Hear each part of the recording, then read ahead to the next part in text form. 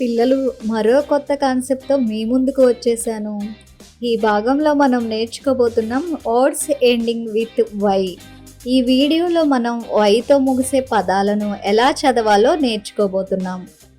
సామాన్యంగా వై యొక్క శబ్దం యు అవుతుంది, కానీ ఇంగ్లీష్లో ఎక్కువ పదాల్లో వై పదం చివరిలో వచ్చినప్పుడు దాని శబ్దం యు కాకుండా ఈ అవుతుంది. గుర్తుంచుకోండి, ఇంగ్లీష్లో ఎక్కువ పదాల్లో వై పదం చివరిలో వచ్చినప్పుడు దాని శబ్దం యు కాకుండా ఈ అవుతుంది. పదండి ఒక పదం చూద్దాం. పదం COPY. పిల్లలు, ఈ పదంలో వై చివర వచ్చింది, అందువల్ల వై యొక్క శబ్దం యు కాకుండా ఈ అవుతుంది.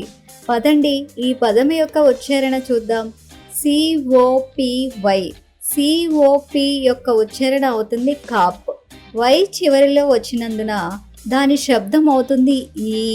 కాబట్టి COPY యొక్క ఉచ్చారణ అవుతుంది కాప్ ఈ. కాపీ. కాపీ అంటే నకలు చేయడం. మరొక పదం చూద్దాం. ఆ పదం BODY.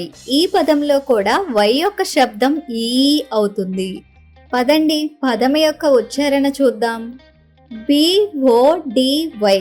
BOD యొక్క ఉచ్చారణ అవుతుంది బాడ్.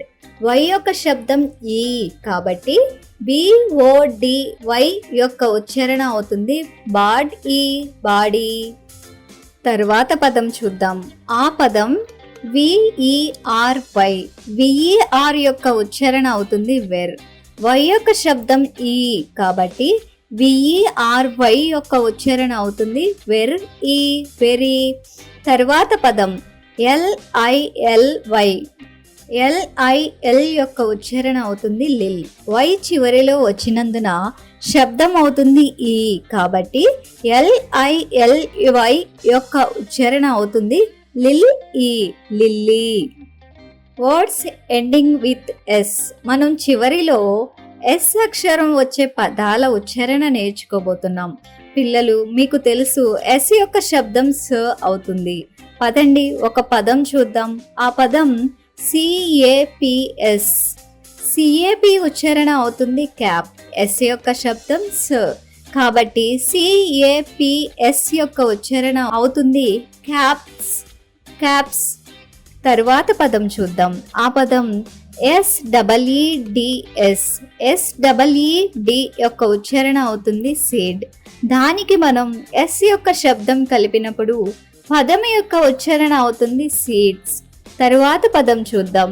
CUTS. CUT యొక్క ఉచ్చారణ అవుతుంది కట్.